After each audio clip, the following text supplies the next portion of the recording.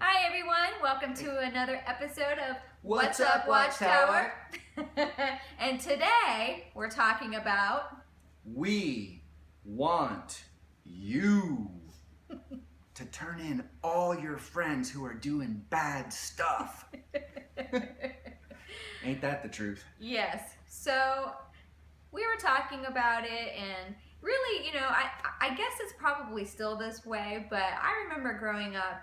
This is also growing up in the 80s, I guess, but I think it's just in general as witnesses, growing up as witnesses, that you have a fear of if you do something wrong and one of your friends finds out, that they're going to turn you in. Absolutely. And that you're expected to turn in your friends for doing stuff that was wrong. Mm-hmm. And yeah, it's like Gestapo type techniques, really. Absolutely. Yeah, so we have a couple of stories about that. And I guess I'll start with that. So one story I remember very clearly is when I was about 16 years old. My sister, oh, good Lord, she smoked a cigarette. No. Oh my did. God, she broke Jehovah's heart. Yes, she did. The gall. I know, the gall. So she smoked a cigarette. And I knew about it, and I didn't think it was that big of a deal. I still don't think it was that big of a deal. She was just experimenting, and my sister never did anything wrong growing up. She was really, she fell right in line. Yeah, straight as an arrow. Yeah, but she did that. And so she finally, after a few days confessed. It was really bothering her conscience. And so she went to the elders and she confessed her sin to them.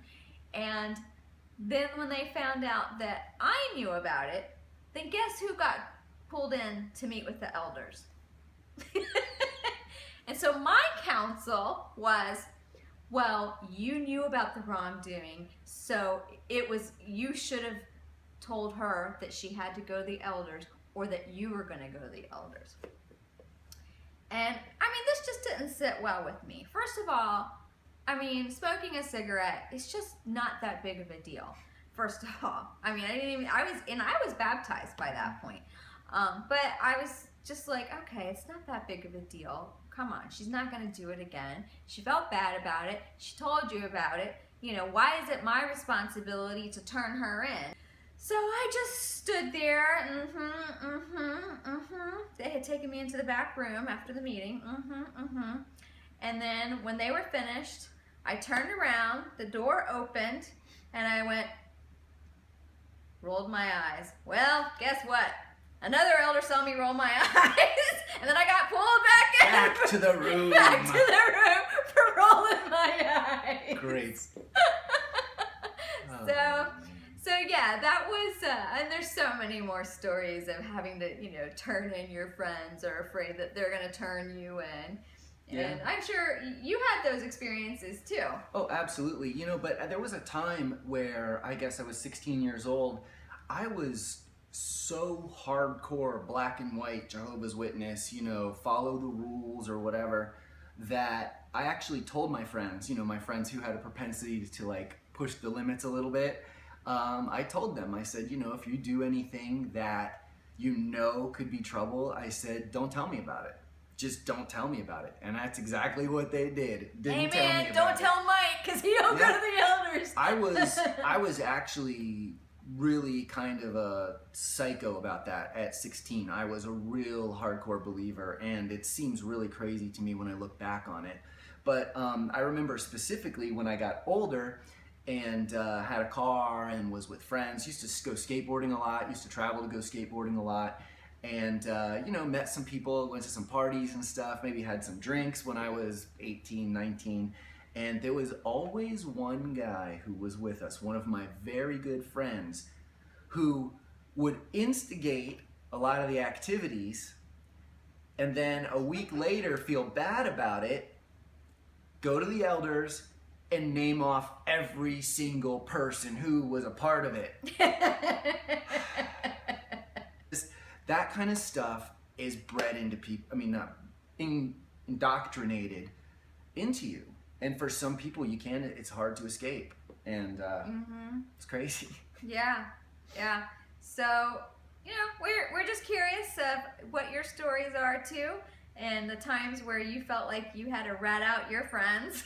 Yeah, it puts you between a rock and a hard place. At on one hand, it's your brother or your sister or your best friend versus God. You know, as a kid, how do you do that? You know, you feel awful for turning in your friend. You feel like you're sinning against God. I mean, it's the craziest situation to put young people in over the stupidest things. Right. So, and it is. It's all stupid stuff. And of course, you know, we're not saying to just let your kids run wild and become hoodlums. But, you know, this is normal children's stuff. But when you put an added pressure of you must report on wrongdoing, when you don't really even feel like it's that wrong or that big of a deal, it's normal kid stuff. And you know, it actually touches on something that we'll probably do a video about a later time, but turning siblings against siblings. In a world where a lot of people, their family is like the only group of people that they can turn to. You know, your family has your back. Despite what happens in the outside world, your mother, your father, your brothers, your sisters, your immediate family is a tight-knit group, and you've got each other's backs no matter what. Hey, guess what? Not in the Jehovah's Witnesses. I never felt that. Hell no. I never got that message, and it was a surprise to me when I got to know non-witness families and how they thought like that. Hey, we're your family, we got your back. I never felt that way. I mean, that's not encouraged in the organization, because your fleshly family isn't your family. No, they're people to turn in. The if organization is your family. Right. Yeah. So something to think about, you know, what are the relationships like that you're building now? You know, would you turn in an immediate family member for smoking a cigarette? Would you send them to a judicial committee for smoking a cigarette? I don't know. It seems like a little thing. Maybe it's not. What do you think? Oh, I know what I think. Still. Yeah. Well, thanks for watching again, guys. We really appreciate it and hope everybody has a great week. Yeah. Bye. Take care. Bye.